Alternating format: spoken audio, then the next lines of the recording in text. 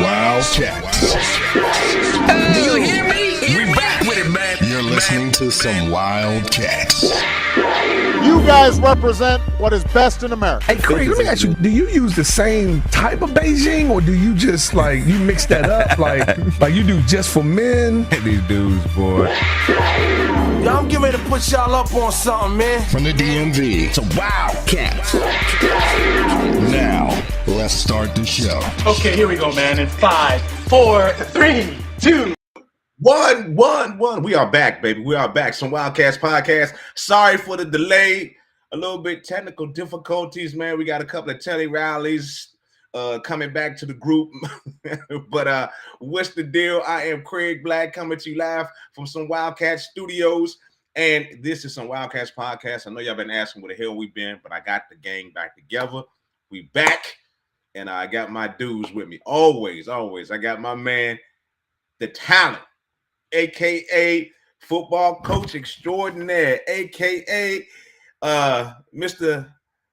I guess he got too much goddamn confidence for me. My man Bags, my man Tony. What's up, Bags? What's up, Black? What's going on? Shout out to them DeMatha Stags right there. Championship week coming up. My God. He's the only Wildcat that's not a Wildcat. The Wildcats don't want them part of the Stags, baby. That's all. Nah, I could put an F in front of there, but I ain't gonna mess with you, man. Yeah, that's my man Bags, man. Shout out to that Bowie State University as well, man. BSU. Yes, sir. BSU. Also, got to bring up my man Glenn. He spells his name with 3 or 4 or 5 N's. He's the baseball father, coach extraordinaire. Y'all give it up for my man Glenn back up in the building. What's up, Glenn? What's up? It's good to be back. What's up, Baggity? Ain't seen in a minute, man. I know it's been a minute, ain't it? Yeah. You've been doing your thing. I've been doing my thing. You know what I'm saying? Now we can get together and do our thing, man. Yeah. Got to get these dudes back together. The boys are back. And the resident that Teddy Riley today, my man Cat Daddy Keith, a.k.a. Coach Keith, a.k.a. Keith the Freak. We're going to bring him in with no pictures, but y'all can hear him. You can hear him. You know, he's having a little bit of technical difficulties right now. What's going on, Keith? I think it's the link that you sent me. So I'm just going to be Keith Black tonight. How about that? Because it ain't coming up from my phone. It ain't coming from the iPad. It ain't coming up from the laptop. It's you. Hey, it's me, but everybody else's works. No, there you go. That's my story. I'm sticking to it tonight. Craig get paid subscription. That's what it was. That's all it is. Hey, Bags, and look, while you talking that DeMatha talk, now you know I coached at St. John's, and my youngest went to St. John's for a little bit, so I'm with them cadets this week. Well, you know I coached at St. John's too. Yeah, but I'm with the cadets this week. Yeah, I ain't gonna never be with the cadets when it's over the Stags, baby. That's never gonna happen right there. It's all good though. It's all love. I see you Sunday. We can ride together if you want. Yeah, we do that. Just look for me. I'll be on the field. That's all. What they playing at? What is game at? Where's it gonna be at? Sunday, 5 o'clock at Navy Memorial Stadium. Navy Memorial Stadium. Okay, all right. The Stags versus the St. John's. What other St. John's? St. John's what? The cadets, the cadets. Cadets. Yeah. Okay. All right. They ain't no damn Wildcats. So I ain't got no love for neither one of them. So Wildcats got a bunch of Spanish dudes on their team now. Hey, Holmes, man, don't do that. Don't do that. Watch yourself. Don't do that. Don't do that. It's a lot of stuff going on out here right now with people getting offended. Watch yourself. I love all my amigos, all my Mexican family, all my Latin family. I got love for you, okay? Yeah, ain't the same type of football, big dog. Ain't the same type of football. Hey, but we were the champions in that type of football. Oh, no doubt. Soccer. Yes, no doubt. Yeah, you got that. Yeah. Hey, look, shout out to Coach Vic. Let's break it down for the peoples, man. This podcast is about us and our friendship over the last 35, 40 plus years. And it's about the topics we want to cover because we don't give a goddamn about what you think. It's all about what we think. And shout out to the missing Wildcats, my man Dave. I don't know what happened to him, but he never shows up anyway. Ant is on the road riding in. And Derek said he couldn't make the show. But we are back. All right. We're going to be back on a regular basis more, ladies and gentlemen. You may catch us in the studios as well. So that may be happening real soon as well. Okay. All right. All right. So let's get to it. Let's y'all want to start in the NFL? Or y'all want to go right to Kanye and Kyrie? What y'all want to do? I let y'all pick it. Y'all let me know when to stop. Let's start slow. Go ahead to the NFL. Go to NFL. All right. Well, let's go to the Oh, NFL. we don't play till tomorrow. That's right. We don't need to talk about the NFL outside of the Cowboys losing. Oh, wow. Yeah, they did lose. Wow. Well, let's talk about the Cowboys losing then. Damn.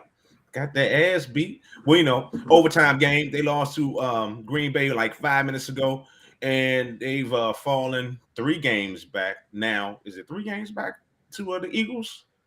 Is it more than 3? Well, the Eagles are 8-0. So, yeah, it's something like that. It's 3 games because that put them at 6-3. Well, the Giants won again. So the Giants are coming up the second team in the NFC East right now, huh? Yeah. That's right. Did the Giants lose to the Cowboys? They lost to the Cowboys. Did they play them yet? Yeah, I think they played them, and I think Cooper Rush was the quarterback, I believe. Okay. Or was that the Eagles? That was the Eagles, right? No, that was the Cowboys. They lost to the Cowboys. So you got Giants fan. So is the NFC East the best division in football right now? No. Record-wise, that's what I was going to say. Yeah. No, I wouldn't say that. I wouldn't say the division. I would say that they probably got one of the best teams in the NFL with the Eagles. They're the only undefeated team left in football. Yeah, but I'm talking about outside of us. Everybody is well above 500. Ain't no other division doing that. You figure. Yeah, I guess from a division standpoint, Giants are what 7-2. Yeah, they lost 2. Cowboys lost 3. We lost 4. Well, look, the AFC East is looking good. Give that respect back. Yeah, the AFC East is looking good. Yeah, with the Buffalo Bills and the Dolphins and the Jets, they got a pretty good division as well. And then it's the NFC East. So it's between those two. Yeah, okay. You said the AFC East, right? Keith, AFC East and the NFC East both got top stuff. But when the season started, all everybody was talking about was the AFC West. With all those so-called superstar quarterbacks in the AFC West. when you talk that talk, the Giants have the second best record in the NFL, behind the Eagles. They're what? Are they 7-2? They 7-2 along with Kansas City 7-2. Yeah, Buffalo lost today too. Dolphins 7-3. Yeah. So them Giants. You left out Minnesota. Yeah, Minnesota's 8-1 now. Yeah, Minnesota's 8-1. Oh, Minnesota 8. Oh, they did squeak out that win today. You're right. Minnesota's 8-1. I'm sorry. That was the best game on TV today. Justin Jefferson ain't nothing but the truth, bro. Hey, but look, Kirk Cousins had to get it to him. That was a hell of a throw down the end. That right before didn't they go to overtime? Yeah, it went to overtime. Yeah, right before overtime, Kirk Cousins looked like a real quarterback out there, man. The whole game. The whole game, Kirk been balling. Yeah, he has. Whack ass Danny boy. All he had to do is pay that man his money, and he'll be balling for us right now. For the last Kirk Cousins got paid. You ain't want him here. I did. I did. I wanted to pay him. Y'all wanted RG3. Don't act like y'all ain't want RG3. Oh, well, come on. I gave up L. I gave up on after the second year. RG3 was done way before that, man. Come on now. Y'all wanted RG3. You know we got the tape, but all of that. I can go back to it. Go back. Y'all eating that we got the tape. I will pull out the receipts. I know I said pay Kurt, man. I know I said don't get rid of him. I know for a fact.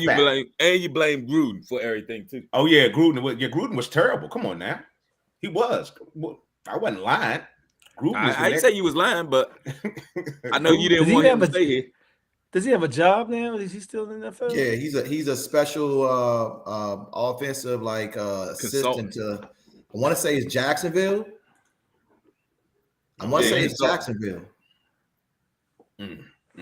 Yeah, he's like some type of offensive assistant somewhere. It's either Jacksonville. I don't think it's Cincinnati. Or it may be Cincinnati. It's either Cincinnati. That's where he came from. He left Cincinnati to come to us. For the head coaching position, right? Yeah. Right, but I'm saying he left there. He was a offensive consultant. You know how they bring the ex-coaches in and make them like consultants or whatever? I want to say he's with Jacksonville. It might have been last year. I don't know who he's with this year, but I thought he was Jacksonville or Cincinnati. I don't know. So, what y'all think about the Colts picking up Jeff Saturday as a head coach? Never coached ever. I meant All to he put did is that. talk I shit meant to on put him. that down as a topic too for you, Black. I'm glad you brought that up. Hey, All he did is I'm gonna talk say that they picked the right week to bring them out because they play the Raiders, and the Raiders ain't really no good. They got good players, but they got a lot of stuff going on. But I kind of agree with a lot of the pundits and the other people that have been speaking out that it's just more of a I'll say a slap in the face to like black coaches, man.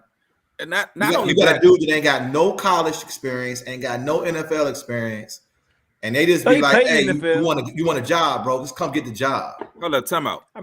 Not even black coaches, but the coaches Coaches, that was period. already there on staff. Yeah, Tony, It was got people more that was NFL already experience there. than him. yeah. You got Technically more speaking, you got more coaching experience than him. yeah, technically speaking, you're right. You're right. But look, I do have more coaching experience than he has. But the thing that kind of got me the most about it is, and I don't know if y'all know this, they got a coach on the staff. It's two black coaches on the coach staff right now. One of them has over 20 years experience as an assistant NFL coach right now, and I think the second guy is like 7 or 8 years. I think he's the DB coach. That they could have had one or two of those guys take over, or let's go worst case scenario. Gus Bradley is the D coordinator. He's the former San Diego Chargers head coach. So you got people that got experience, but you just bring a dude in off the street. The owner, that was his owner's boy, wasn't it? He was a spy. He was a spy. He was a consultant for he was a consultant for him, but the Bama had what 1 year? How many years of high school coaching experience did he have? I think 1. And he was 3-7. Yeah. So like, what makes you think that you're gonna be able to come into the middle of a season with My question is, how did he get a job as a consultant? Is the question. Oh no, he was a center. Yeah, he was a center. He's been there for a minute. But don't you have to have some type of when they ask you and they look at your resume for any other type of job, don't they look at your experience to be a consultant? He played I'm telling you years for that organization. I'm telling you from experience, a lot of that has to do with who you know. Yeah, and he was the center.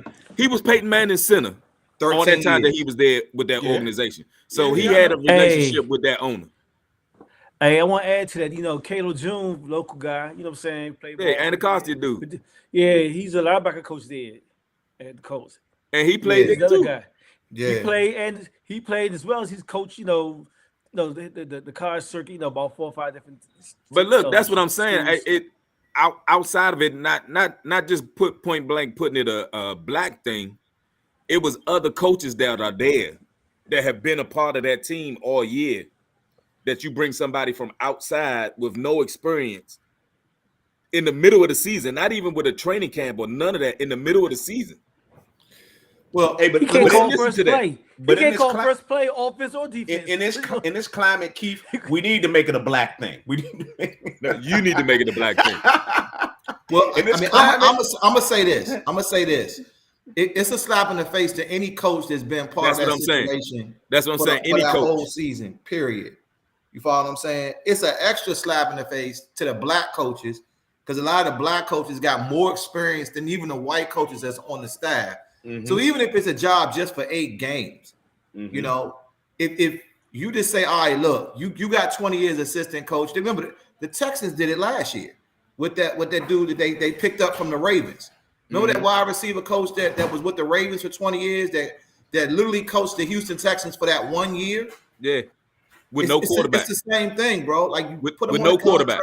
You give them a shot, see what happens. I mean, at least it is what it is. But I got a feeling that the reason why he kind of did that is that they plan on blowing that whole situation up from a staffing situation, and you don't want the possibility that any type of success. Now everybody's like, okay, look, let's give this guy a job. And he might be want to blow the whole situation up and start all over again. And the other thing too is that, you know, we already talking about how a lot of the black coaches, when they get those jobs, they set up for failure, where they're going to a sorry team that don't have, you know, the same type of dogs that everybody else got. So if you put a black coach in this situation where they were already, losing like they were losing and coming in the middle of the season. Now he still got his back up against the wall as far as not giving a chance to win or being, giving scraps to try to make something happen. I'll give you a point blank example of that. Look at the black coaches coaching in Nebraska. Oh yeah. There's a black coach that took over for Scott Frost in Nebraska. He played in Nebraska.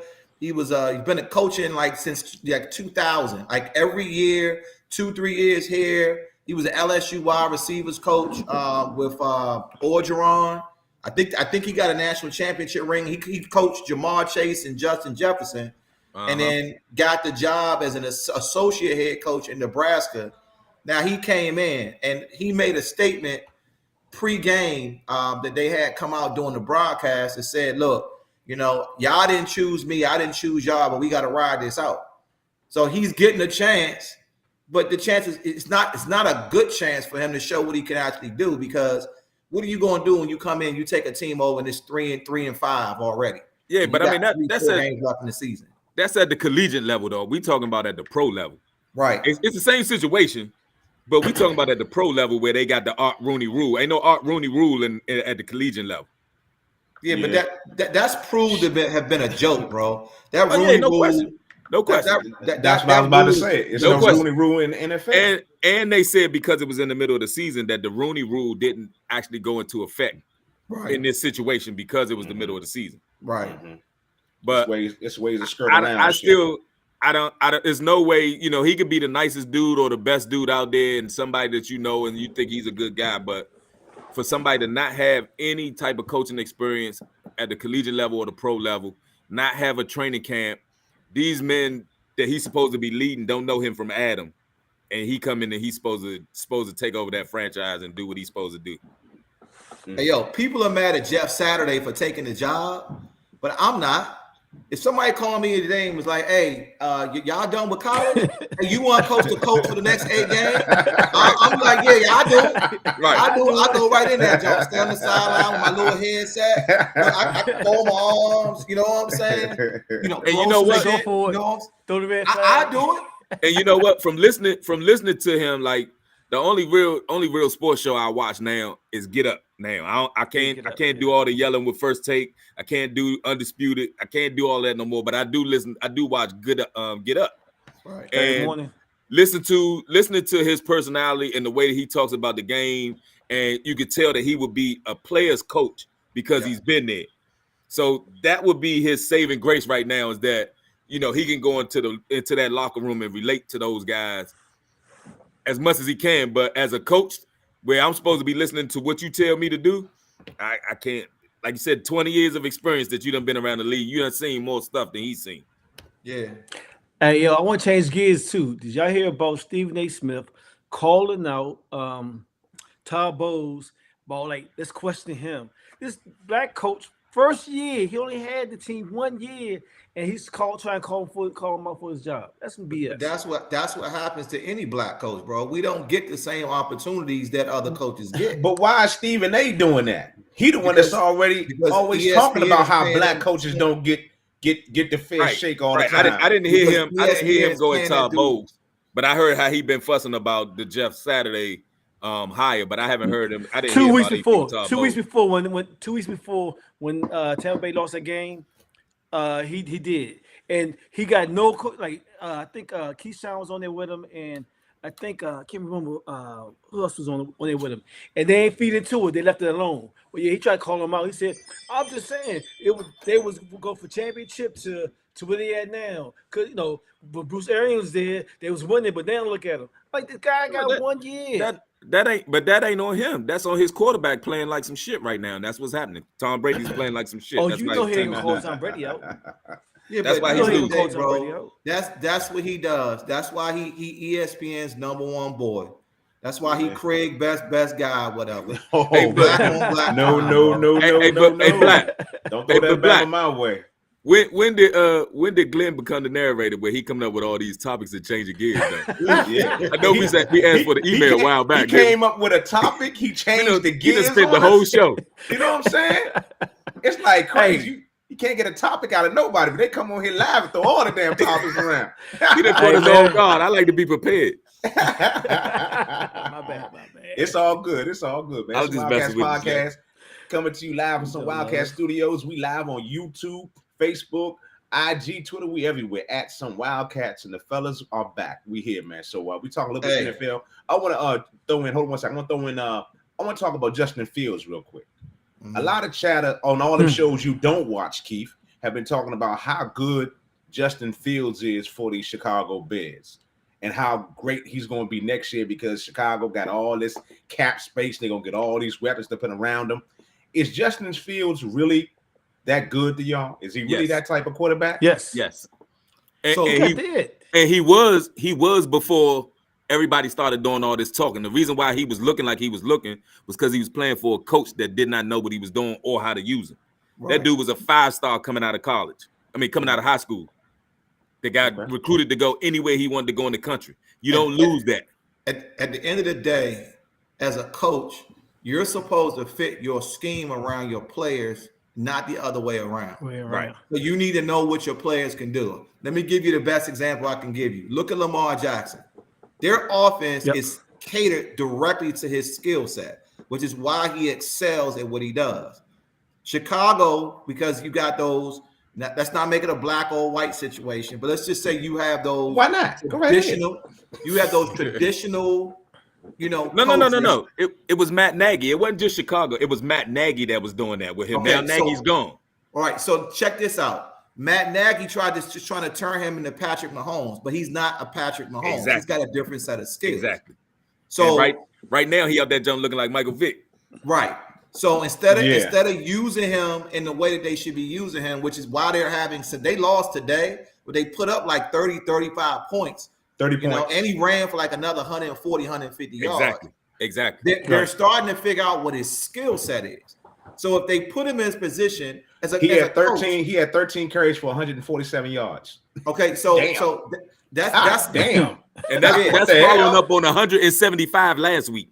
And remember, he did the Patriots dirty the week before that. Right, you don't have running backs getting 175 yards, and he had 175 yards. They said that was the most in NFL history in a regular season game. Yeah.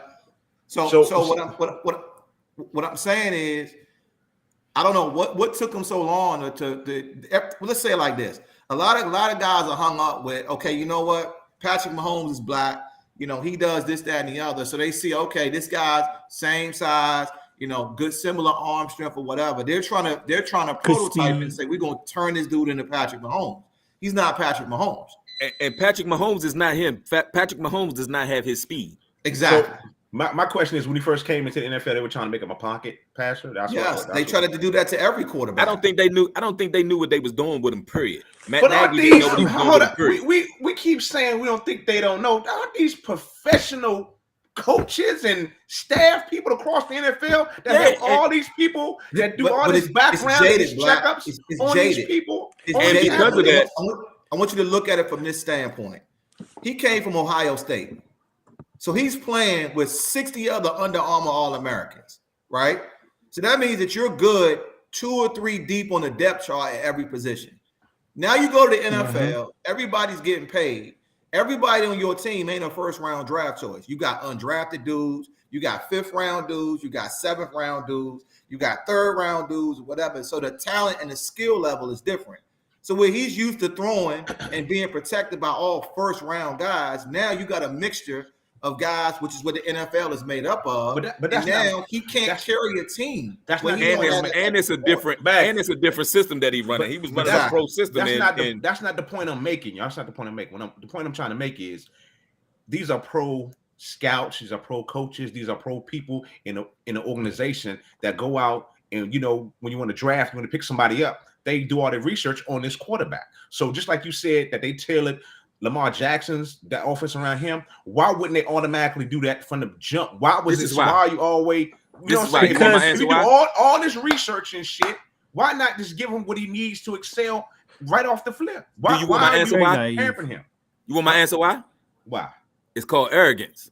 These coaches are at the highest level of their profession. They're at the highest level. You can't tell me nothing. So what I've been doing to get to this point is what works, and I'm not going to change from what works. This is my scheme, and that's why you're fired. And everybody wants to reinvent the wheel too. Exactly. They want to because listen, have it. This is mine. The same thing happened with RG3 when he won the Rookie of the Year. They changed the system to do what he does. He wanted to be a stand-up quarterback, a pocket passer, all that, and not use his skill set. And that's when we went from being in the playoffs his rookie year and him winning the Rookie of the Year to now where we are now, starting to head in that direction. He was scared to throw the ball. That's why. Let me throw this out there too. NFL defenses, once they get their year of film and tape, they catch up to you. It don't even take a year.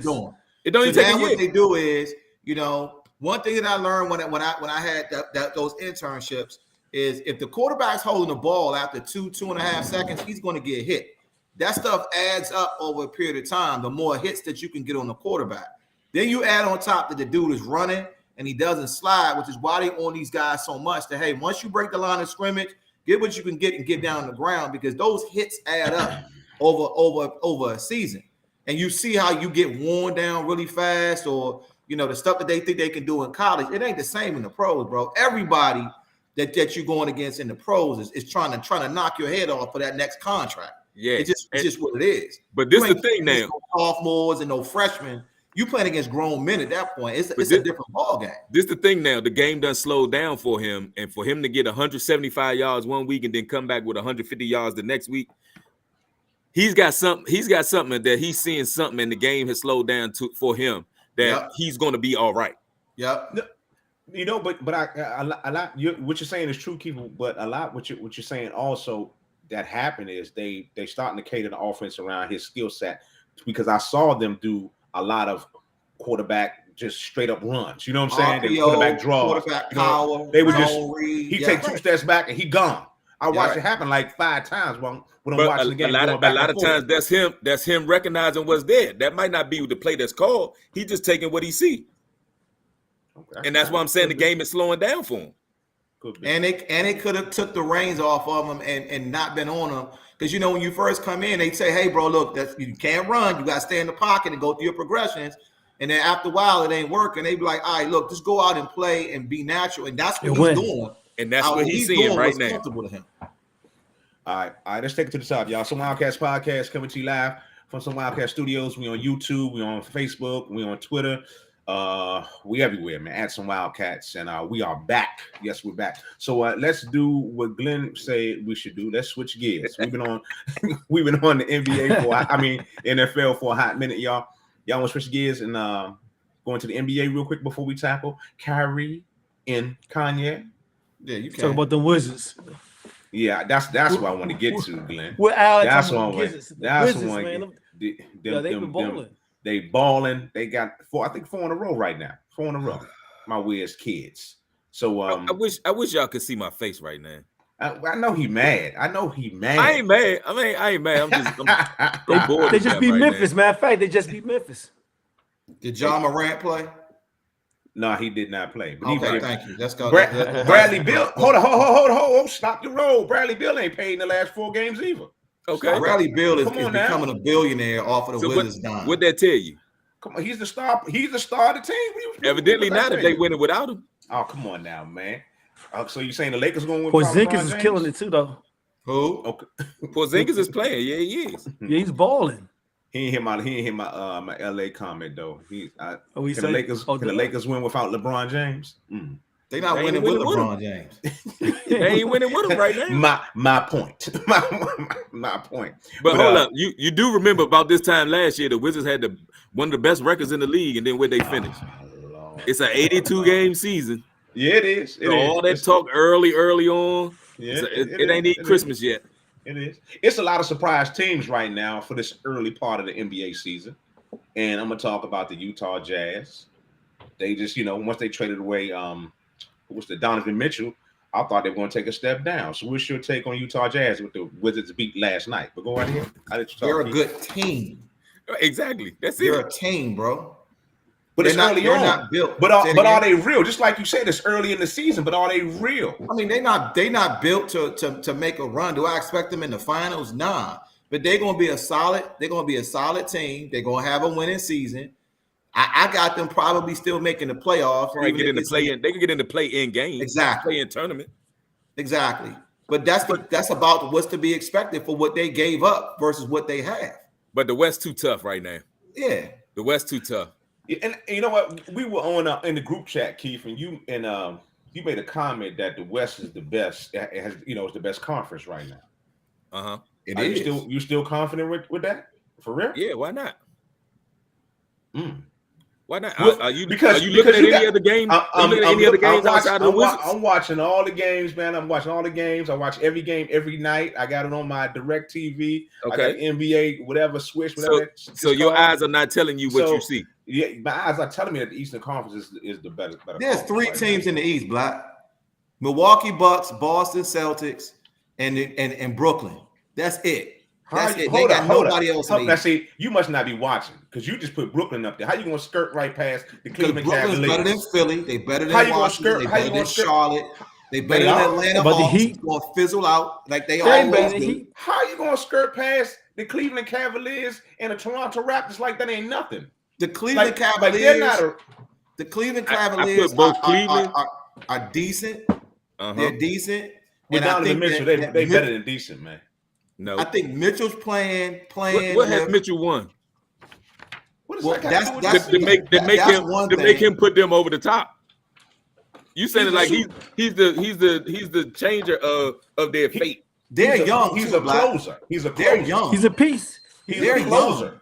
They're young. Closer too. They had a closer last year. And the young Darius Garland was their closer last year. Well, now they got two closers. Yeah, but they still can't beat Milwaukee. They closed their way right out of the playoff, the play-in tournament. And as long as Giannis is over there, they're not gonna go through Milwaukee. But Bagley said it's only 3 teams, and he gave the Brooklyn Nets the nod. And I understand I'm a big KD fan. Kyrie Irving is all good, but they're not a team. They're not a team. They're not going to gel. I don't see them gelling to get past. I didn't say that they were going to win a championship. I'm just telling you, Philadelphia is done. They're going to fire Doc Rivers probably before the season's over. I got them firing Doc Rivers before the season's over. If they smart, they'll give Sam Cassell the job. I think they're gonna right that ship before it's all over with, and I still think Brooklyn gonna be they'll be in that top 6 teams in the East. Yep. I think Philly is gonna right that ship before it get to the point where they're getting rid of Doc. So you figure top 6, you got Boston, Milwaukee, you got Brooklyn, you got Philly. Mm-hmm. So you got Cleveland in your top 6, right? Mm-hmm. Yes. Who's your 6th team? Atlanta. You got to put Toronto in there, man. Toronto, Atlanta. Toronto ain't got nobody but Fred VanVleet. Pascal Siakam is been hurt like every season since he got that big contract. He balling, but again, it's still early. It's early. He balling right now, and they got Scotty Barnes. Yeah, that's true. It's early. But I'm talking about for a serious contender. I don't see past those 3. Those 3, no. Can you see Chicago not getting it together and yes. doing? Yes, they're not gonna get it Come together. on now. No. Mm-mm. No. Mm-mm. Mm-mm. Oh wow. Why are they doing that to Chi-Town? They got Zach LaVine. Chicago. Every Cowboy says Chi-Town, Chicago. So Lonzo Ball is still balling the family or whatever, getting his money or whatever. He just Charlotte came ain't nothing. You got Zach LaVine, you got DeMar DeRozan, right? That's all they got, right? You got who else on that squad? Let me look up their depth chart. They got Caruso. I was going to say they got Alex Caruso. They got Gordon so there's your hustle player. But guess what? They're not as good as the bottom half of the West. Okay, well, let's go to the West real quick. We talked about the East. Let's go to the West. Let's check out the West. So you talking about the Denver Nuggets? You talking about Golden State? You talking about Memphis? Dallas. Golden State is 2-10 right now. Golden State has bro. championship DNA, and they will right the ship before it's all over with. That's all. They just get healthy and right the ship. All right. They're not going nowhere. They 2-10. Steph had what? Golden State is 5 and 7. you know what? Anthony Cowan did bring in Miami. Golden State is 5-7. And look, and then Derek talking about Dallas. Hold on, Glenn, you just said that the Golden State was 2-10. They 5-7. I mean, Lakers, my bad, Lakers. It is 12. Your math is off, dog. Your math is way off right there. Hey, but guess what? With that 12 games, it's 70 games left. That's a 500. It's 70 games left. Yeah, I ain't gonna lie. I forgot about Miami. I forgot about Miami. It's early. It's early. January, February, anyway. So yeah, we ain't even got to the All-Star break yet. It's 70 games left. Well, since there's so much time I watch the Wizards now. Then after All-Star, then I start watching. The Wizards are gonna do what they do. The West Coast is too late, man. My question is LA gonna right their ship? No, I'm talking about the Lakers. Not unless they make some moves. No. If anybody win the championship in LA, it's gonna be the Clippers right now if they stay healthy. But again, Kawhi's out again. Yeah. I know. Yeah. Again, Kawhi's stealing money. He doing a job. He's stealing money for years. He's the new John Wall. No, at least he got a ring behind his though. John Wall is balling right now. That John Wall with a chip on his shoulder. So what? John Wall, about 500 million when it's all said and done? Maybe a little. He's balling right now. Who, John Wall? And he done took names of everybody that talk shit about him, and he's balling. He should be. That Batman been off for like 3 years. I blame Houston. That Batman been off for 3 years, falling down the steps, drunk, and everything else of that nature. Whatever. I blame Houston for that. He sat on the bench healthy last year. I blame Houston. Yeah. Well, I mean, it is what it is. I don't know what you're gonna do. Where you think Russell Westbrook gonna end up at? Because he ain't gonna stay in LA. I don't care. Hey, I got another one for you. Check this out. Don't be surprised. I don't know if it's gonna happen, but what if Carmelo Anthony signs with Golden State? Think about that. Carmelo Anthony ain't signed with nobody yet. I don't think he's gonna make no impression on Golden State though. I mean, what? This? No. You kidding me? No. For that second unit that they got? No. He need the ball too much. He need the ball in his hand too much. Nah. Not the new Carmelo. The old Carmelo used to do that. The new Carmelo will fit in. I didn't even realize he wasn't on the team this year, man. You just brought that to my attention. I didn't realize he wasn't even balling. But I don't think I don't know. Melo. All he missing is a ring, bro. All he missing is a ring.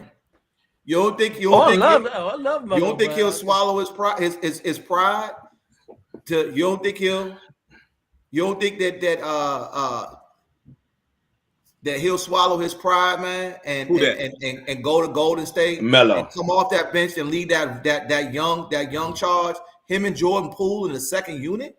You kidding me? No. You add another basketball to the mix.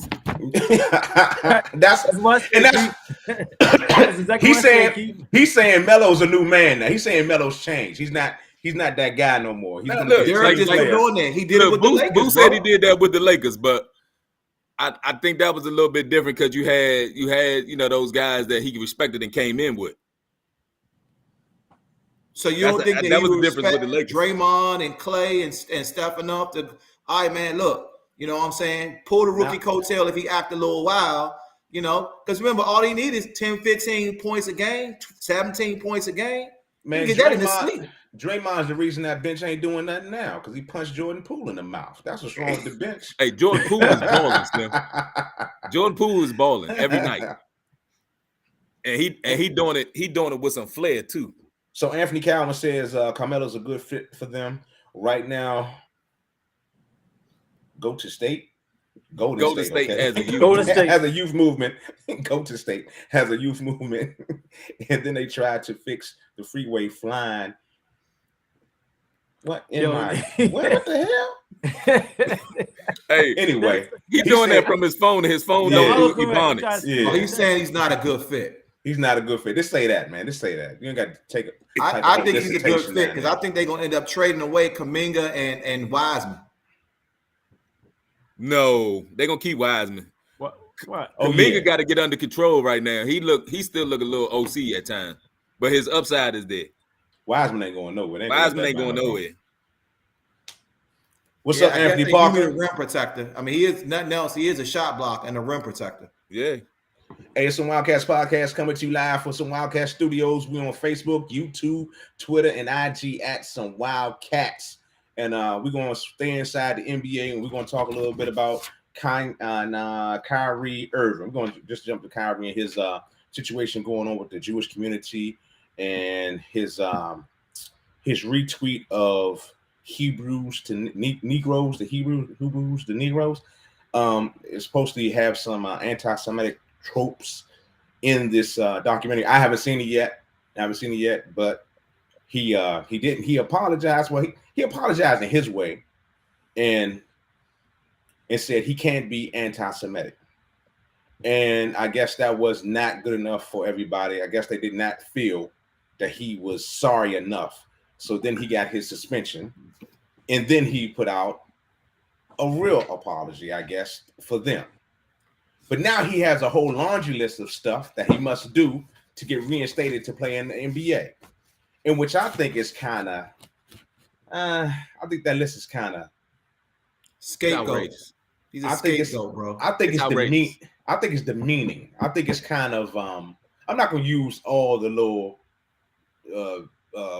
wording that they say about, they trying to break the buck and all that. Now, I just think it's kind of demeaning to his character. Kyrie is Kyrie, but I do not think he has 1 ounce of hate in his body for anybody. You know what I'm saying? And with that text and with that retweet, I think he was trying to educate some of his followers, and in a way he didn't do more research on whatever that documentary has in it. I haven't seen it yet once again, but I just think it's, they trying to make an example out of him right now. And I think they got the wrong one, because he's not the hate. He doesn't preach hate. He doesn't have hate in his soul. He's different. He's him, but I just don't think he's that type of person, man. Winning cures everything, Black. If Brooklyn was 15-0 right now, whatever, you probably wouldn't have half the situation that you're dealing with right now. Because you got everything that you got going on right there, and because of all the stuff that he's done in the past with his situation, they're using him as a scapegoat. And at the end of the day, like they say, the thing been on Amazon, they said for a minute, and ain't nobody said nothing about it. So it ain't like he just discovered it. It's been out there. Apparently like lots of people have watched it. I've never heard of it or never heard any discussion on it, but you put that in a tweet that, I watched this the other day or whatever, and people take it as if you're throwing out hate speech. It's another, I think, example of what they do to us. But look, this is the thing. This is the thing. So, and I'm not gonna put him and Kanye in the same category, because is the only way I would put them in the same category right now is that they both do a bunch of talking, and they talking like they talking at everybody as opposed to talking to everybody, and they know more than everybody else, so they smarter than everybody else, and don't nobody really want to hear that shit. Yeah. But on this shit with him just putting a tweet, I think where he got in trouble at was he didn't put no context as to what he was saying or what he meant by his retweet. But he didn't create that documentary. He didn't put it on Amazon. So why is he the fall guy that he has to pay $500,000 in a fine? He has to apologize to the whole Jewish community. He didn't create this document, this documentary. He didn't create it. He's a basketball player. I don't think that had nothing to do with him shooting a jump shot. That ain't had nothing to do with him running the team and getting everybody the ball in the spots that they need to do as a point guard. It had nothing to do with that. It's costing the league money, Keith. That's literally what it is. It's a black mark on the shield, on the brand. Is what it is, because of where it came from. That's why they doing what they doing to him. If that film is that bad, then you take it down off of Amazon. You go at the director, whoever made the documentary, then you go at them too. It shouldn't just be Kyrie, like he was the one that made the documentary, and he's the one that's kind of taking the hit for all of this, while the man that made it is now making more money because everybody's watching it just to see what the hell they talking about. Yeah, but the Amazon dude is worth $115 billion. That's a whole nother ball game right there.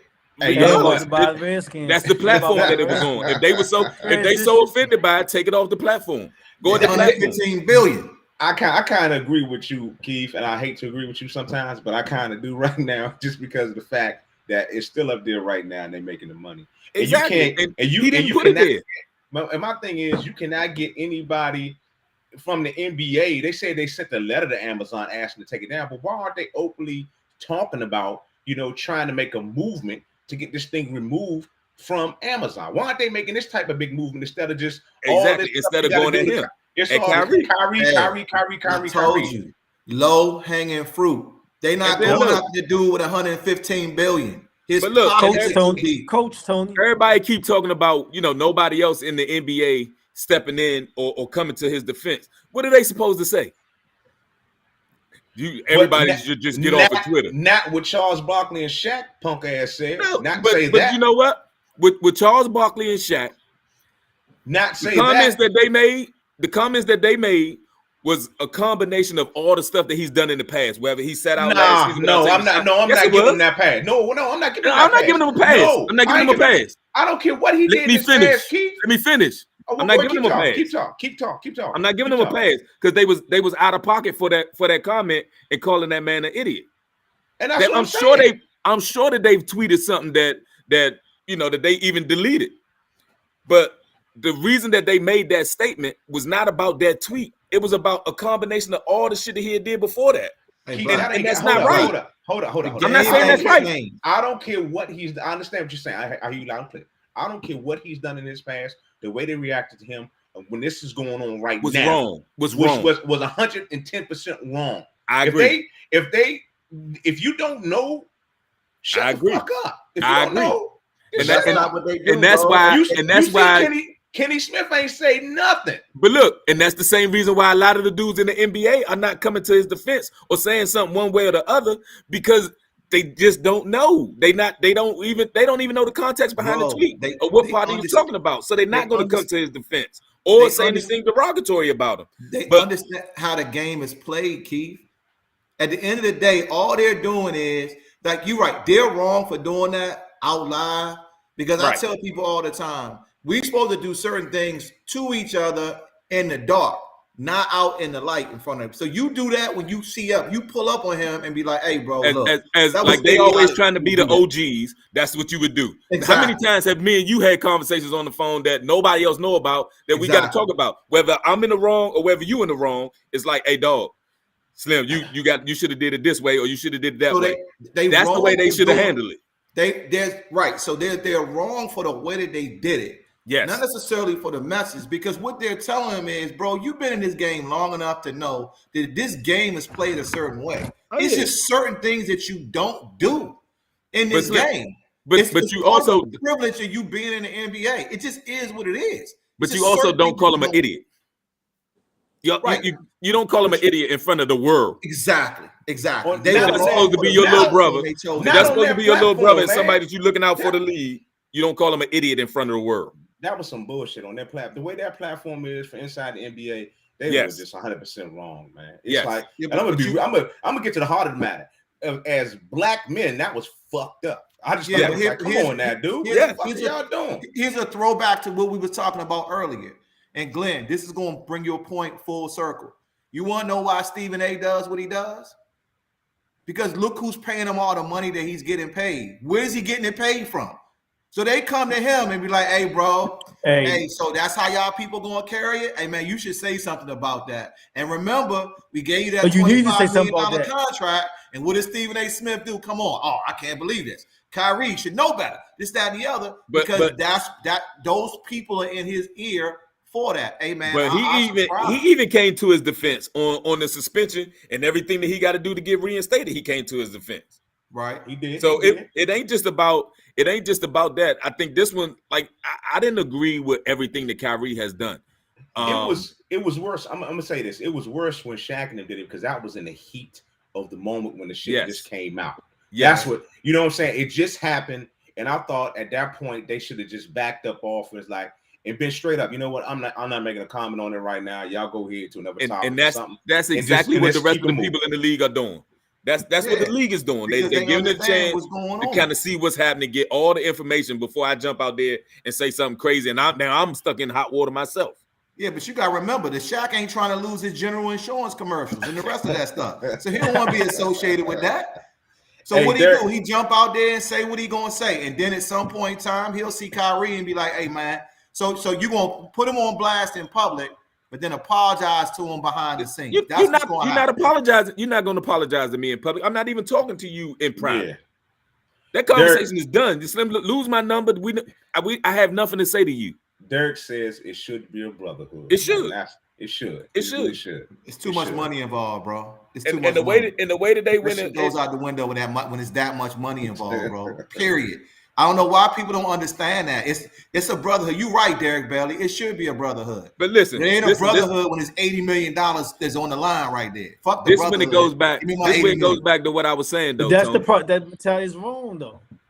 This way it go back to what I was saying about it being a combination of everything in his past, right? Stephen A. tallied up the money that he lost last year by not getting vaccinated and missing all the home games, the deal with Nike,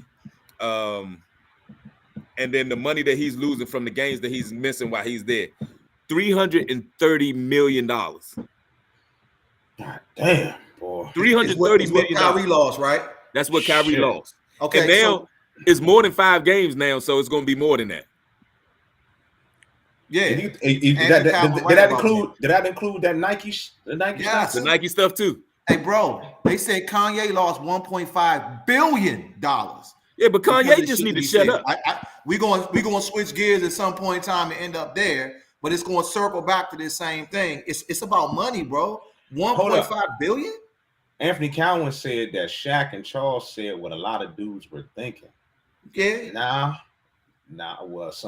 But I'm telling you, the reason why they was thinking that and why they were saying that was it was a combination of everything. Yep. The stuff that he said about the world being flat, the stuff that he said about I forgot about that. Yeah, it's a combination of everything that they're just looking at him like just that it's him. But this here, just one tweet is not something that he should not be paying for this one tweet like he's paying for this one tweet. Hey, yo, I got another side. Did y'all hear about how they sued New York for those workers that got fired and hired them and give them back pay? So technically, for that same law that he couldn't play, a good lawyer they had to back pay. Yep, get his money back for all the games he missed. Yep, due to that vaccination. They say it was unconstitutional, so they had to give them people their job back, give them money, and give them back pay. Yeah, but he ain't getting that $330 million back. Right. You know what I'm saying? She get back NBA money. Half of that was salary. Half had to be salary. Don't make $330 million, bro. That shit was endorsements and everything else, man. It was a combination of everything. So he had to make at least half of that. He missed he only makes like $40 million a year. Today would be the first day that he's supposed to be able to come back. They play the Lakers tonight. It was supposed to be the first day that he was supposed to be able to come back after he ain't on that jump. After the fifth day, he's not playing tonight. So this is another game. Because he hasn't completed that list or complied with everything on that list or whatever. I'm pulling up Kyrie Irving's. They ain't even got him listed. He make like $40 million a year. Stephen A. Smith pulled the whole thing out and outlined everything and jotted everything down in bullet points. $36 million is about $40 million. So $36 million. That was because that was because he messed up the max deal that he could have got with Brooklyn last year. He messed that up. Yep. But we all know Kyrie ain't tripping off the money. Yeah, bro. I don't think he really is. I think it's all about principle with the dude. That part to me right there, I don't understand. I get that. You got money, you this, that, and the other, but a max deal, bro, like that's and it's guaranteed money. I mean, right. It's so guaranteed, Black. I think Allen Houston still just got his last paycheck from the Knicks like last week or something. Look, did you see signed 20 years ago? Did you see the meme about Chris Bosh? How he was still getting paid from Miami? Yes. Same thing with Luol Deng. Luol Deng just came off the Lakers payroll. He ain't played in the league in I don't know how long.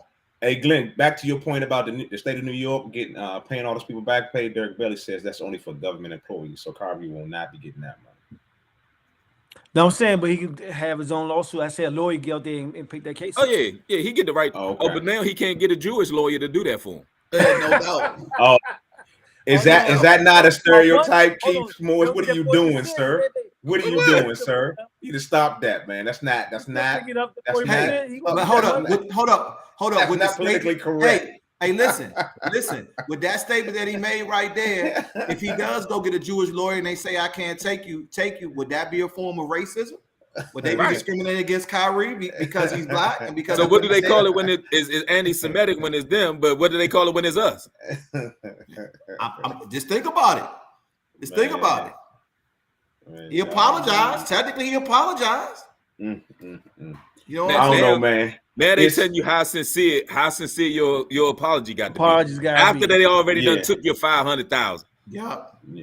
He has to learn. He has to learn the culture and understand what he did and how many people he hurt. And I'm like, hold up. And look, the owner of the Nets now is doing that. That's what I'm saying. Yes. The owner of the Nets, that's pressure from outside. That but they saying Adam Silver is a Jew too. So that's pressure from the outside. That dude is getting pressure from the outside. Also, you just gonna let him come back after 5 games? He probably, I don't feel that he was contrite in his apology or whatever. So he's gonna continue service. So he ain't trying to lose money elsewhere, man. All of that is somebody else's sensitivity level. That's what we're talking about right now. Everybody's sensitivity level. The owner of the Nets is Asian. I just want to point that out. But go right ahead. I just want to point that out. That's all I'm saying. He's Asian. What was that nugget for? What was the relevance of that? He's a Hong Kong Canadian billionaire. Oh my God! I'm reading off the internet. That's all. He probably getting a lot of his money from Hong Kong and Canadian. That's all I'm saying. He probably getting a lot of his money from Jewish Americans, though, Black. So he knows what he's doing. He's protecting his base. He's protecting his money, man. Don't believe for 1 second he ain't getting flooded from the Jewish American society saying, "Hey, he's actually Taiwanese. He's born in Taiwan." Well, I don't care what he is. You done put him in several different places now. You done put him in Hong Kong. You done put him in Canada. You done put him in Taiwan. Man, that's what Google says. Google says he's a Hong Kong Canadian billionaire businnerman. Lawyer, but he was in Thailand too. Black. You know everything. He was born in Thailand, man. Oh, look, there you go. Look, no, not Thailand. He was born in Taiwan. You're a funny guy. Let's just call him international. Nah. Hey, Black. He is Asian. Hey, Black. But don't think for a minute that everything ain't today is not done off of analytics and focus groups. He got somebody in his ear saying, "Hey, them 5 games ain't enough. You losing money. Your shares are dropping in your company because of such and such and such," which is why you got somebody that comes out and does that. When the NBA sets the parameters with the owner, this is going to be what it's going to be, and then the owner comes out and says, "Oh, it's not enough. I don't feel that he's like this." That's him getting information from somebody else saying, "Hey, nah, your people that you getting your money from are not happy with what's going on. You need to show them that you really mean business." And he's doing something else. That wouldn't even surprise me if he don't pull Kyrie to the side and say, "Hey, look, man, we're going to give you a couple more days off." You know what I'm saying? I'm going to tell everybody you're going to serve out your suspension, but I'm going to slide you your money on the back end. Well, trust me, I know that they do. Basically what he said, Anthony said, the owner said that Kyrie wasn't compassionate enough in his apology, and he would continue to serve his suspension until that's for the public, Black. That's for the public. To him. That's for the public. That's a political bullshit. Listen, I told Anthony this last week when all of this first started. I wouldn't be surprised if Kyrie walk away from the game. Yep. Yeah. I honestly wouldn't be surprised if he walk away from the game, and not because he can't do it no more, but just that he don't want to deal with all of this no more. Yeah, he's gonna end up playing in China like Starberry. You know, I'm talking about walking away from the game altogether. All right, let's take it to the top, fellas. Some Wildcats podcast coming to you live from some Wildcats studios. We on YouTube, Facebook, IG, and Twitter at some Wildcats.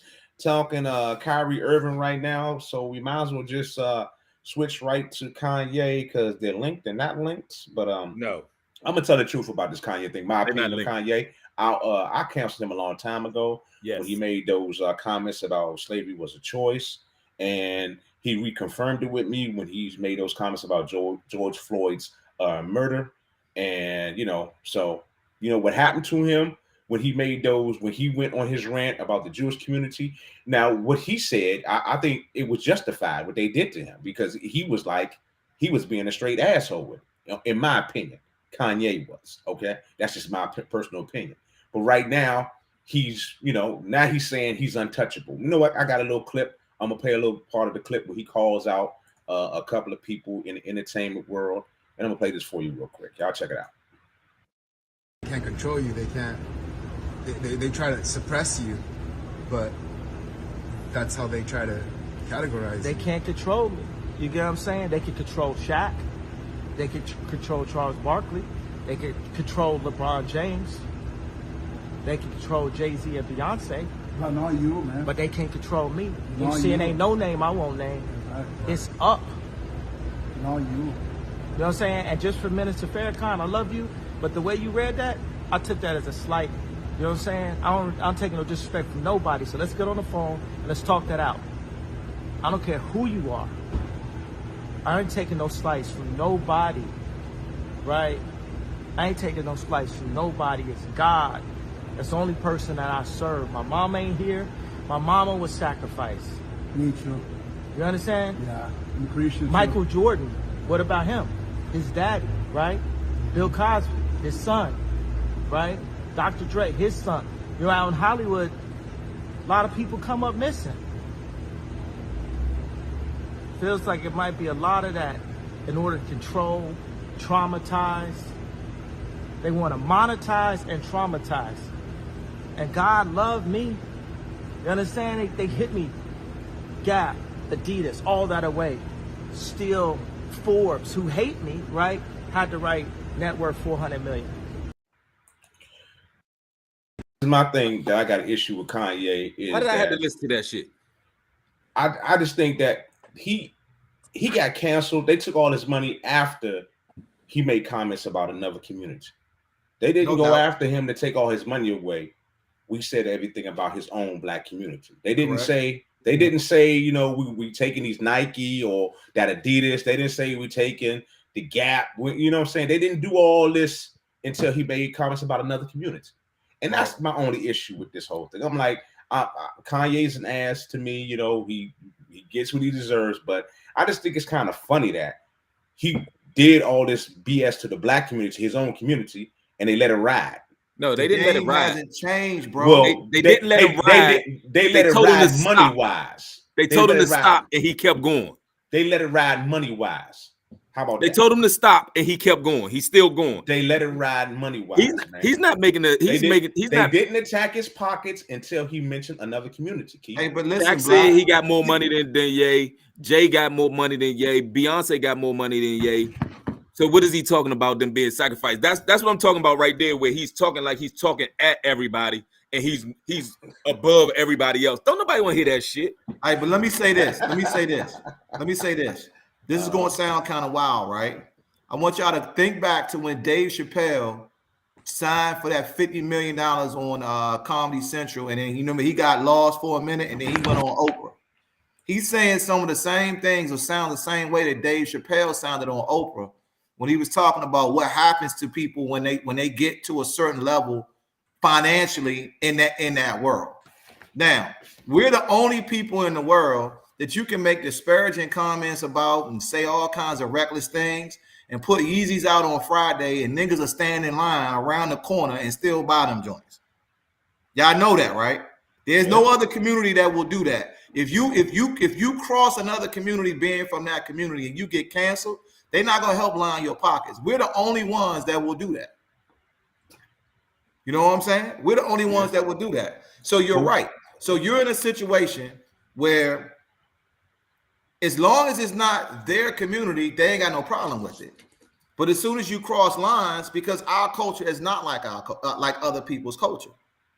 Mm-hmm. We don't stick together and we don't do things socially as a group of people like other cultures do. So if we could have stopped all this a long time ago when he first came out, started talking reckless about the slavery and everything else of that nature, look at the Yeezy sales go down. Ain't nobody buying your Yeezys or buying your Fear God t-shirts and sweatshirts and this, that, and the other. Message sent. But we're as a people who they market the stuff to, we're not like that.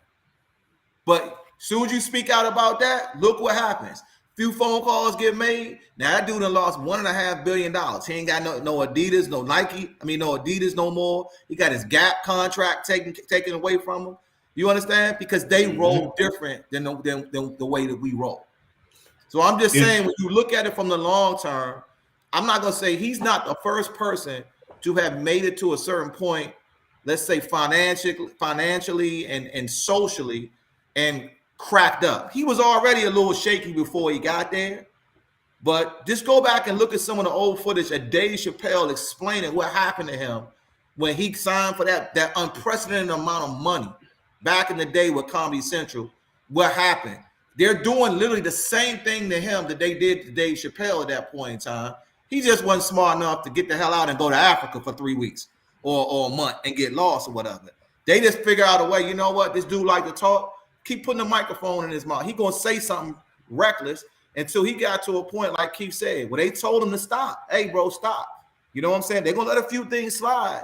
But then you get real reckless, then they show you and put you back in your place. Now, 400 million still ain't a place for you to end up. Yeah, the band ain't broke. But LaShawn Lindsay agrees with you on Facebook. She says facts. She was agreeing with me. She wasn't agreeing with Tony. It's all about me. Damn. She was agreeing with me. She wasn't agreeing with Tony. Damn. That's all right. You can type in. But that's part of it right there, man. Is let us that know who you were agreeing with. But that's part of it is that it. Even though Tony just went through and put all that so elegantly together about what he was doing, it's still nobody wants to hear that bullshit, man. It's I don't know. It's like since his mom passed, and I got so much compassion for that. I understand that when you lose a loved one that had a big impact on your life, that was the only one that could get him to calm down, make sense of it all, take a step back before you just jump out there and start saying whatever is crazy. That was the only one that could get him to calm down. Now, I watched him on Drink Champs the first time. Sound like completely different dude. Sound like he had a bunch of sense, common sense, made a whole bunch of valid points. And then the next day he gets up and he comes back on Drink Champs again, and I don't know who the hell he was. Well, that's that bipolar in him too. I mean, he got some other mental issues going on as well. And I would definitely tell you that he ain't got nobody that's telling him, hey, bro, you need to make sure you take that pill. That's what I'm saying. So for you to sit there and try to make a whole bunch of sense out of everything that he says or what he does, I got to look at your prescription now. Bama lost me when he told me he was running for president. I was like, okay, that's what I'm saying. That kind of got me right there. So for you to try to make sense out of that, I got to see what's in your medicine cabinet, Slim. We got to talk. Hey, we got to talk. We got to sit down. Hey, Bag, since you're the resident tax man around here, that dude Antoine Clemens says Yeezy has to pay taxes on that $2 million though, even though he lost it. $2 billion. I mean, my bad, $2 billion that he had. Now he's down. Nah, not necessarily, bro. It's going to happen based on when he receives it. If they cancel the contract and they never pay him the money, he'll never have to pay taxes on it. And the other thing too, man, with a lot of these guys or whatever, the guys that are billionaires, there's different levels of being billionaires. Jeff Bezos is a billionaire, for real. A lot of it's based on your net worth. So when you say Jay-Z's a billionaire in the whole 9 yards, that's based on the contracts and the potential of the money that he has to make. He might have a net worth of $1 billion because he's got contracts with Google that go for 5 years to pay him $200 million, et cetera, et cetera, et cetera. So when you add that in, same thing with Shaq. With Shaq too, same thing. Yes, when you have a net worth of $1 billion, it's based on everything that you have. Somebody like Floyd Mayweather, who actually is like checks, that is getting actual cash and will show you that there's money like literally in the bank. That's a different level of billionaire right there. When it's actually in liquid assets and it's not in, contracts or future earnings and things of that nature. So if you look at Floyd Mayweather's status as being a billionaire, he's actually made $1 billion in actual like cash money type situations, checks that have hit the bank, so forth and so on.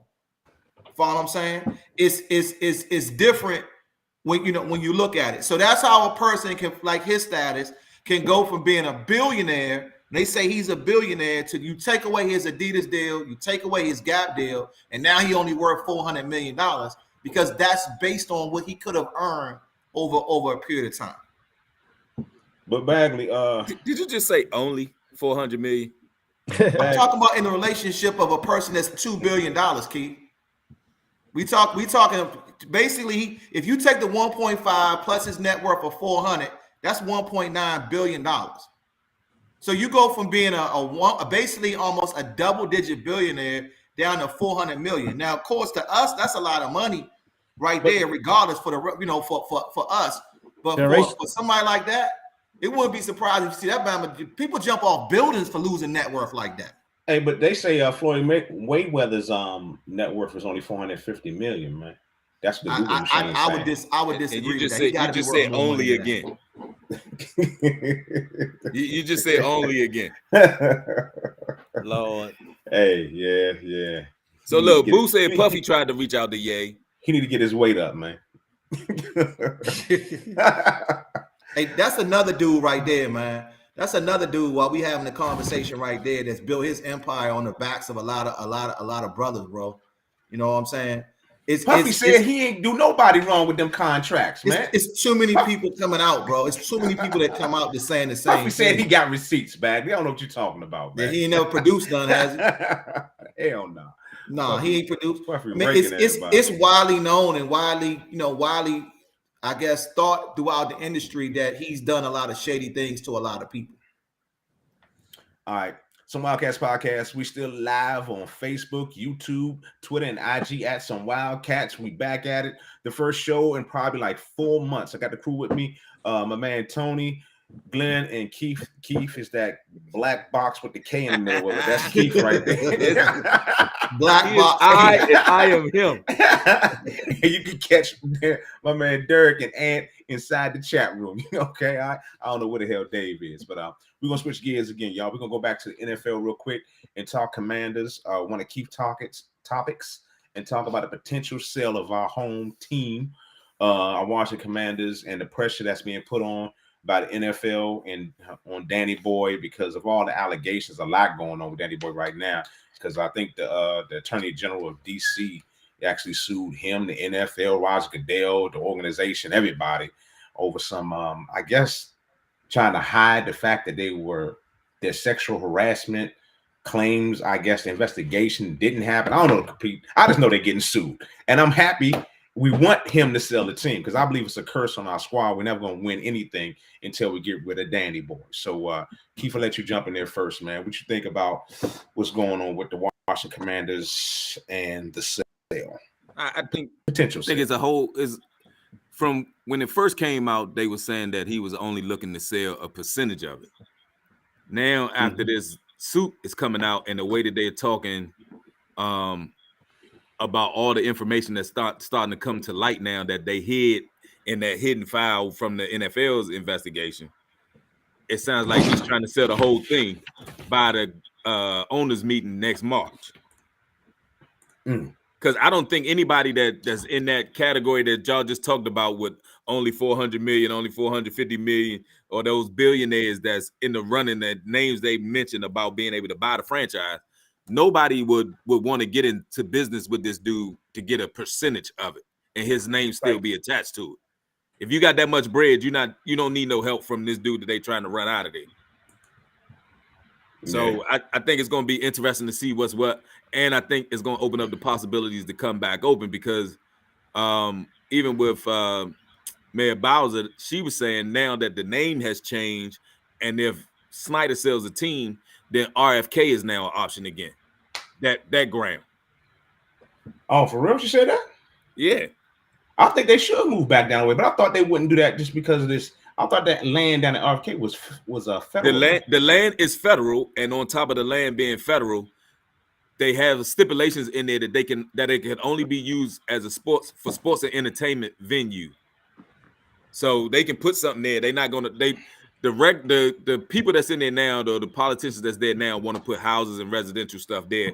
But that land, in order for them to put anything outside of a sports and entertainment venue there, it has to be some kind of congressional bill passed in order for them to be able to do that. And they can lease some federal land too. They can do a stand lease on federal land too.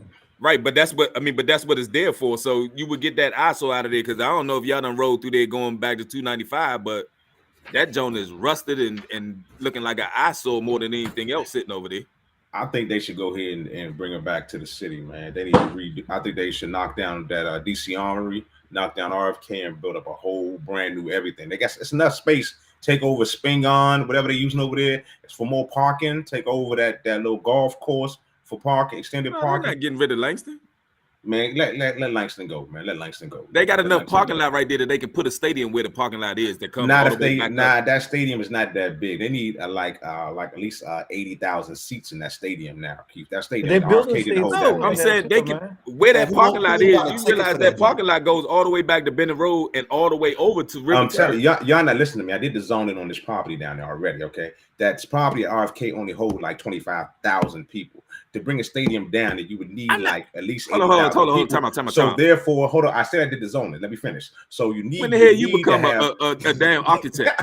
Like you did the zoning. I'm not talking about putting it inside of RFK. I'm talking about demolishing RFK and using that land. You're not letting me finish my statement, Sean. Hey, Slim, we're not talking about zoning out. So you're not talking about zoning out. No, that's what I'm doing right now while he's talking this bullshit. Additional parking to support the 80,000 people to sit in that damn stadium. You need more parking, man. So you need more parking space. We gotta get rid of Langston. You put the parking underground. Mr. Zone guy. Mr. Zone guy. RFK held more than 25,000 people when the Redskins used to play there. No.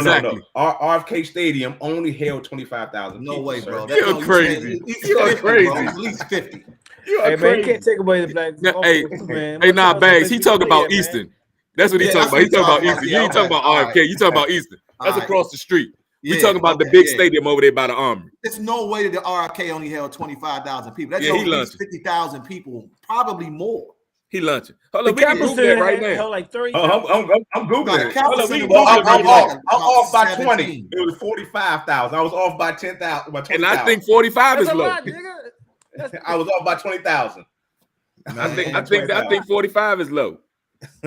It was at least 50. I thought it was at least 50. Them seats that they put 45. In like behind the end zone. FedEx Field holds 82,000 people, man. Yeah, but look, and they ain't got nobody going over that. Don't use the top row. No, because right now they're only using 68,000 of that right there. At one point, it was 92,000, and it was the biggest stadium in the league, or had the most seats in the league. Yeah, but you're right about that. Now, as far as them building a stadium in DC. If I'm a billionaire, they say that the Redskins, the Commanders, they say that they gonna sell for probably a little over $5 billion. 7. Okay, so you got 7, right? Bezos can write them a check right now, and it's like, here, I'll just write the check. Who I write the check to, and it'll be done. You think if I write a $7 billion check, I'm gonna build a stadium on federally owned land that's gonna get tied up with whatever I gotta do later on in life? With congressional hearings and the whole 9 yards? No way. As long as it's a sports entertainment venue, he's fine. But what they were trying to do is build retail and residential houses and retail spots in that area, which is not what that land was designated for. But I would think he would want to own that land, Keith. I don't think no doubt. For $7 billion? Yeah, he's gonna want to own that land. He ain't gonna no doubt. He gonna try to get that funded. For the feds ain't gonna get that land up though. That's not because this thing. But you look at deal with that means you look at damn near every stadium in the league outside of even Jury World had state money and put state tax money put into those stadiums. Ain't no owner just build a stadium on their own without no state help. Yep. Not one. So this is not gonna be any different with Bezos going. Because you still got to deal with the other owners. The junk that the Rams got, he paid for that junk out of his pocket. I think the city of Inglewood, Stan Kroenke, the one that the Rams stadium, he paid like $5 billion for that stadium. He did that because he fucked St. Louis out of so much money. That's why he did that. Yeah, but the other thing that they do, so let me tell you how they get their money back. They get their money back because when you go to the stadium and you pay the stadium tax and you pay the sales tax and all the other little taxes on the food and everything else that you get, they ain't got to get any of that money back to the government. They cut that in the deal. Because I know over in FedEx Field, the concessions tax and everything else of that nature, they're keeping all that. It's like 30 years. They get to keep that money for the stuff that they bring to the area, the commerce and everything else that they bring in the area. That's how we got the sports and learning complex. That was part of that deal. That John Kent Cook had to build a sports and learning complex if they did the stadium. Because you remember, I don't know if y'all remember this. Remember back in the day for a minute, that joint was called Ryle John, Maryland? Yes, it was. After his sons, he owns that. The Redskins own that land and everything else of that nature. And then part of that, they gave PG County the sports and learning complex. I'm telling you, they're not paying no sales tax. They're not paying no concession tax. They keeping all that money over there as part of the conditioning them putting that stadium over. Where according to the investigation, he was keeping additional money on top of that. Yeah, that's possible. That's possible. He was lying on the gate sales. He was lying on the they were saying the visiting team is supposed to get a certain amount of money off of the gate sales, and he wasn't doing that. Yeah, but the NFL kept all that. of that. The NFL kept all of that under wraps, and now this is what the DC Attorney General found out in his investigation. Yeah, I got him doing that. He was like, what are they gonna do? Ain't nobody gonna know. But they know now, and that's why he had that change of heart right now that he got to sell the team. Because before he had his feet planted in the ground that I wasn't doing. I'm not selling it. And then all of a sudden he changed it because right now, if he don't sell, they're gonna end up taking it from him. Yeah. And you don't get nothing out of it. Yeah, so he probably gonna sell, pay the back fines, and still walk away with like $2-3 billion. Easy. What did he buy it for? He bought it for like 1.8. He bought it for $800 million. Yeah, I thought it was like 1 point something. Nah, I was like 800 million. It wasn't quite $1 billion. That's a hell of an upgrade. 800 million to $7 billion. A hell of a. And then run the team that you love in the ground. They call that a lick. The Bama hit a lick. He's a son of a bitch, though. I mean, he was doing it. He was doing it right in the beginning. But now, like Boo just said, the lease is up at FedEx in 2027. So that's just going to be there as a eyesore for that area right now until they decide to tear it down. Or the county decide to do something with it. And he said they don't own the land. Okay, so they don't. Okay, all right. So let's keep it moving. Let's take it back to the top, man. Some Wildcats podcast still coming to you live from some Wildcat Studios. We're on Facebook, YouTube, Twitter, IG at some Wildcats. Make sure if you can share the broadcast. We're gonna tackle one more of Keith's topics. We're gonna go to this situation that's going on at Coppin State University with Juan Dixon and Coppin State being sued by a former basketball player, alleging that an assistant coach catfished the player online, providing intimate photos, texts, and then blackmailed him into videotaping a sexual encounter. What the hell is going on? Is this male on male or is this a female? Yes, this is male on male. I sent Craig the article after it came out because when it was first posted, it was posted on Instagram and it was like posted in the shade room, right? There you go. So in the shade room, they made it seem like it was a Juan Dixon and Robin Dixon thing because they talked about her from her being on Real Housewives of the Potomac. Gotcha. It had nothing to do with their relationship, not them getting a divorce or nothing like that, or nothing that Juan Dixon did. This was an assistant coach. This was actually, it was a player who ended up becoming a grad assistant, and then they hired him as the director of player development and basketball operations. But he was catfishing this dude. He hit him with the Manti Te'o. He was catfishing the dude. Female picture. This freshman thought he was in a relationship with the girl, with somebody he met online. And then the dude was a senior when this guy was a freshman. Okay. And they made it seem like he had been tricked or the same thing happened to him with this same person. And then they got some kind of way, he talked this dude into some kind of sexual relationship between the two of them. On the computer, right? No, actually, they ended up doing it together. So that dude was willingly being gay. So exactly. I put that more, or I put it on both of them. But that player knew what he was doing. So how is he suing now? Because you're messing around with a man. Because they went and told Juan Dixon as the head coach, and with you being in a position of authority, you supposed to report it. And that dude was they hired him, and when they hired him, he said he knew that he was a little off and he had some stuff going on, but they didn't take any action. So now the dude came back for that sophomore year thinking that He wasn't gonna get his money for to be able to go back to school. He was gonna lose his housing and all of that. And he did lose it. I thought he did lose it. Was he a basketball player? Yes. Yeah. So this assistant coach on the basketball team basically messing with another dude on the basketball team. So they both was doing gay stuff. Basically, what happened is they ended up pushing the pictures and stuff out to other people on the team. I wouldn't have wanted neither one of the dudes in the locker room with me. You can't say that. You can't say that. I just said it. Qualify that. The opinions of Keith Morris. I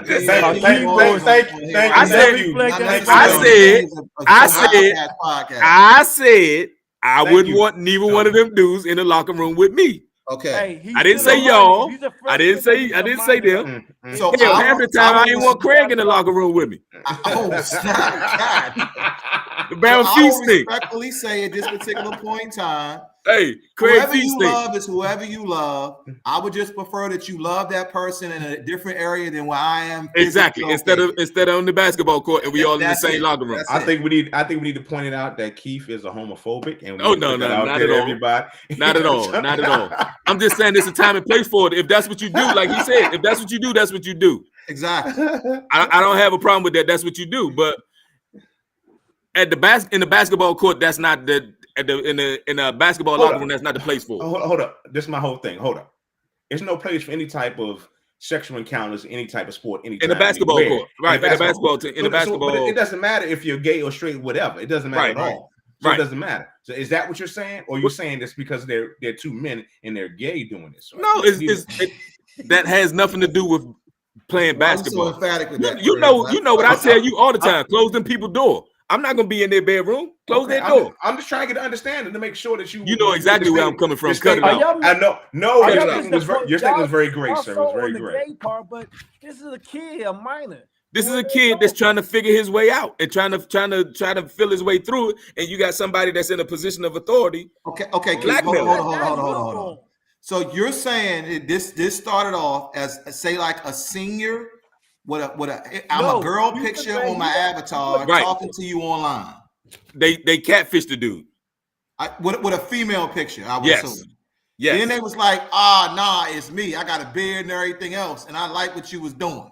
So no, hold on. So what they did was it was a female catfished him, and then said they thought it was a relationship. Had him send pictures of himself, and so they said I'm a blackmail. They started blackmailing him about those pictures he sent, and to that was a girl. Then have him like him. So I guess taking pictures of his dick or whatever. I don't know. Gotcha. Then he said, "I'm gonna show his pictures unless you do something with me." And then it kept the I guess the arrangement kept changing to I guess them doing something.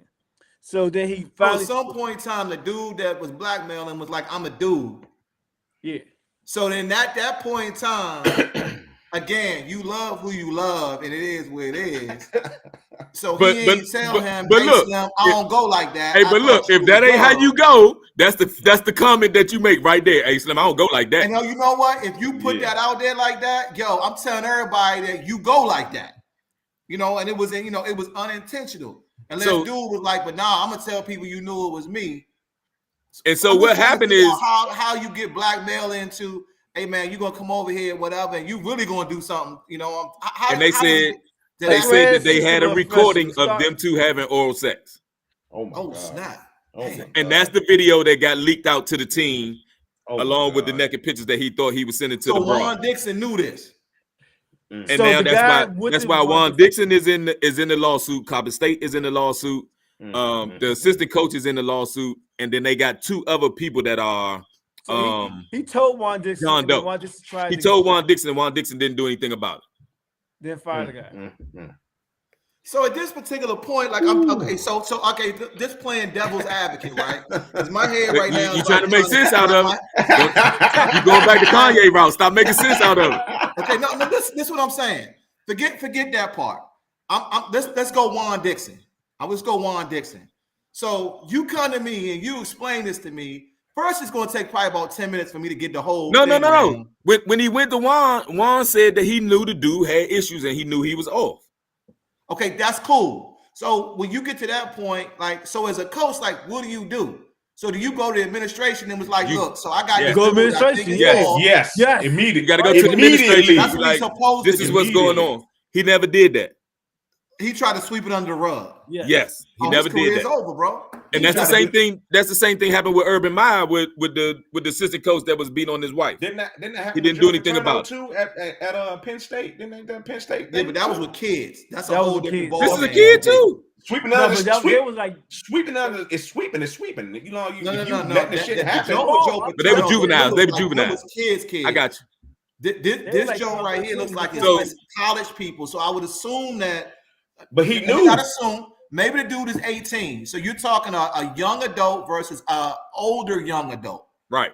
So you're past the minor stage, which is different. You feel what I'm saying? And the thing about it, as a parent, you send your kid, think the coach is gonna look out for him. and you think the coach is going to look out for him. I done heard many a parent say, "I'm putting my baby in your hands. Exactly. Look after my baby." Gotcha. And then you I got heard- somebody I else in heard that position that ain't doing it. And the dude was worried about losing his scholarship, his housing, and everything. Yo, that's what makes it bad. Yes. Because it makes it seem like that Juan Dixon told him, like, yo, look, we just gonna sweep this under the rug. That's I'm gonna why- get you your money. And that, type but of deal. yeah, he was. He did. And that's lose why his scholarship. the lawsuit is coming about. Gotcha. So He did since lose his then, scholarship. the dude has transferred. So the dude is down at Morehouse and he's still playing. And he's down at Morehouse now. And the assistant coach he's no longer with Coppin State, but they didn't say if he got fired. They didn't say nothing. It just he's no longer on the website. He's no longer a part of their staff. Hold up, slow up. So he transferred to an all-male school? How about After that? all that came out? Oh my God! All male school. Oh my God! Okay, all right. I'm just saying. I just caught that last Yeah. part. Morehouse ain't all male, man. You Caught that last You part. got Carl and Spellman right next to No, Morehouse is dudes all on It's one all-male side. school. No, they said Spellman across the street. Okay, all right. So I just wanted to make sure that didn't go over nobody's head. I No, caught it- that last look, part right there. The all male school did not go over that Dematha hat you got on right now. Hey, It's LaShawn, different, dog. That's different. LaShawn, No, I'm just Bring messing with you. I'm mindset just in. messing with you. Bring the Hold on, kids hold on, into hold this. LaShawn Lindsay said that part. Tony. Now She look, hey caught look, that too, then. She caught that too. hey look. They went to school down in Atlanta, so they know about it. Oh my God! Okay. Oh All right. my God! All right. Okay. All right.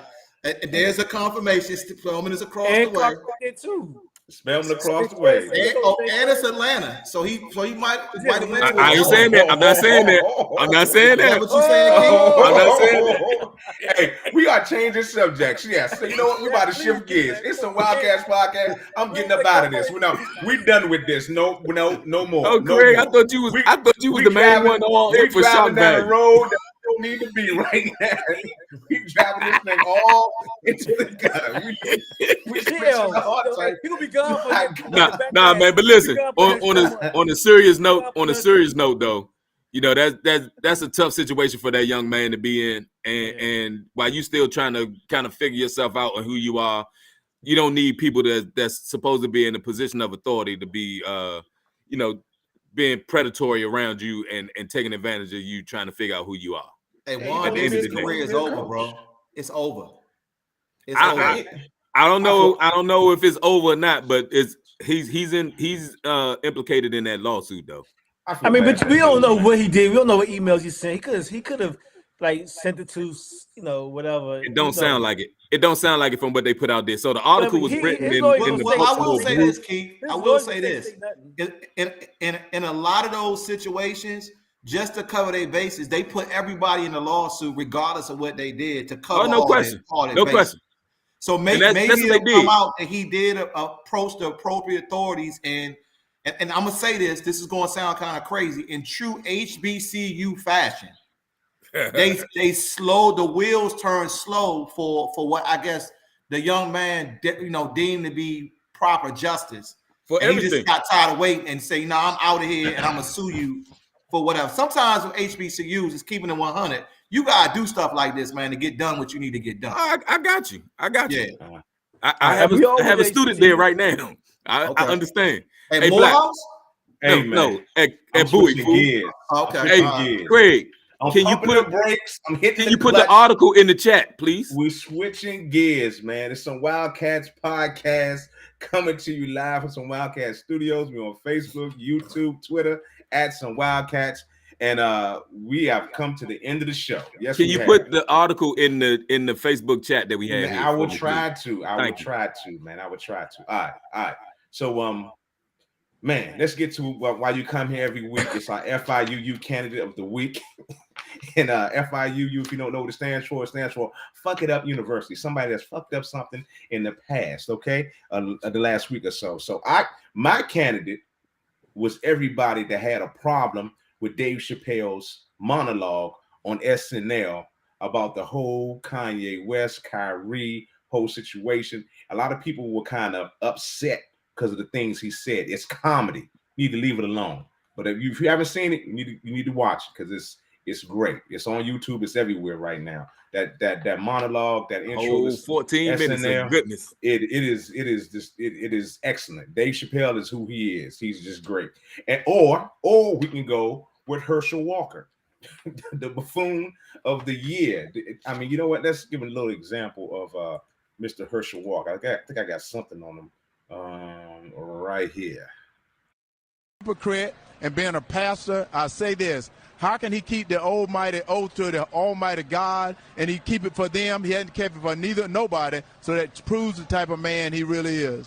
Helping the baker and the butcher bring the boxes in from the back of the building. Okay. I'm gonna stop it right there. But you know what? Herschel Walker is I think he's in a runoff right now. He's in a runoff right now. He got 40-something% of the vote, bro. Crazy. These people, it's like he's another Trump happening in Georgia. Hey, but you know what it is? It's straight off of athletic prowess, bro. That's it.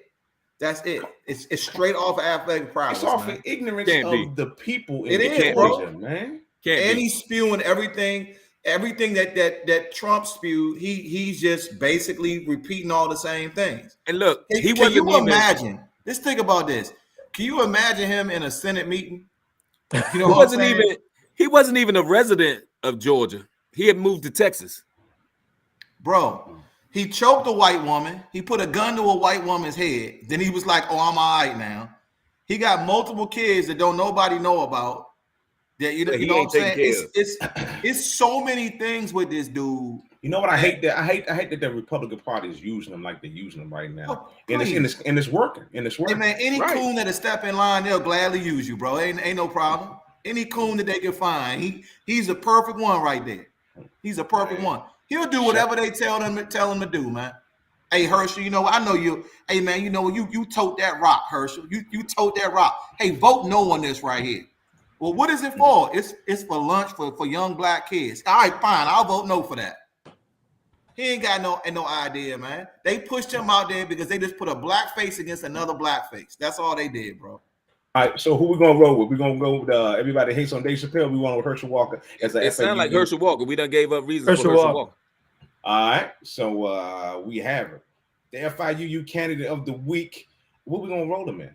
Politics, internet, what is it? Political science. Political science. Yeah, we'll put him in political science. Political science. But he got to take the remedial classes though. Yeah, he in poli-sci 99. He in poli-sci 99, bro. So his paperwork and scholarship has been processed. So Herschel Walker has been enrolled into political science major for FIUU, and that's Fuck It Up University. Y'all give it up one time for Herschel Buffoon Walker. All right, okay. So that's it, y'all. That's the show. Man, I appreciate y'all checking us out. We'll be back on a regular basis in 2 weeks from now. Keith is gonna let y'all know exactly what date that is, Keith. So when we gonna be back 2 weeks from now, Keith? 27th. We'll be back on the 27th of November. Now you sure? That's around your birthday time. So my birthday is Thanksgiving. What you 22nd, sir. 22nd. We back. And you might catch us tomorrow night at a little pop-up show during the Eagles and Commanders game tomorrow. You might see us live on Facebook and YouTube. You never know. All right. But it's some Wildcats podcast. Anybody got anything to say before we get up out of here? Hey man, I promise I'll be back with all this handsome goodness on my camera be working the next time we come back. You promise? I apologize today. You actually did us a favor. We had to see your ugly mug. I'm gonna say this to everybody out there. Hey, y'all have happy Thanksgiving. Y'all be safe and everything else of that nature because we Because probably we know we ain't y'all gonna see you again till 2027. Nah, he gotta come back on. We ain't gonna see Bags no more till 2027. Nah, season's over with, dog. Season's over with. I should be back on the 27th. I should be back. All right. It's all good. All right, Gotta sound show good. gotta show some love out to all the black businesses, PJ's Coffee in Silver Spring and in Bowie. Shout out to Henderson Automotive in Queenstown, Maryland, and also shout out to the Burton and Craig Shields Foundation bringing you Community Cuts for Kids 2023 and Ezra Technologies that specializes in what, Keith? You got the wrong one. Hey, Craig, I just thought about something. Yo, I want to give a shout out to the PBR coming to next week. Next weekend coming to DMV. Those who in the baseball world know how important that is. Get those metrics that are registered and solidified. So it's PBR's coming. You know, it's going to be. I can't remember what it's going to be at, but check it out on Facebook and IG. I retweeted it. If you playing ball, you need to be there. Help me out, man. What does PBR stand for? I don't know what it stands for, man. Okay. Hey. So Okay. I can tell PBR's coming though, y'all. Just bring your bat and glove. Come on. Hold on. PBR is basically you have different entities like Baseball Factory, PBR, Perfect PBR Game. stand for pitching, batting, and running. Maybe, probably so. Yeah, exactly. I guess so. There you go. There you go. All right. But what it is that you know, like when you get like for recruiting, you know, you got certain metrics they ask, and you know people fudge it. So there's certain organizations that go across the country and they take the metrics, and so therefore it's like kind of solidifying, like certifying that what you saying you run, what you saying you throw, what you saying your exit velocity is verified. So pitching, batting, So basically, it's like a combine. And if you in this area, because you're trying to make this push for getting the sport back in this area, these are things that you kind of need and have to have. So Glenn Johnson will have that up on the Some Wildcats page with a link tomorrow around 5 p.m. He'll put that up on Some Wildcats Facebook page. And we'll put Hey, that Boo on Bailey, IG. type up that Ezra Technology thing so I can read it for you. I couldn't memorize what it is. Specialized Take that down for me. IT, Specialize in what? Construction, project management, and something. And I couldn't remember. Type it up for me, Boo. And making Bailey rich. Hey, but thanks for checking us out. We out of here, y'all. It's a great show. Appreciate y'all, fellas. Shout out to LaShawn Lindsay. Thanks for all the insight, LaShawn. We appreciate you. My man Big Reg, Anthony Parker, everybody else that came through. My man Snap that came through the chat room and said what's up to us. All right. So we are out.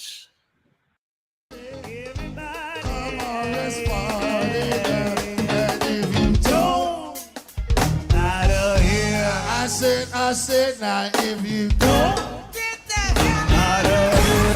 Thank you all for listening to another episode of Some Wild Cats. We'll see you next time.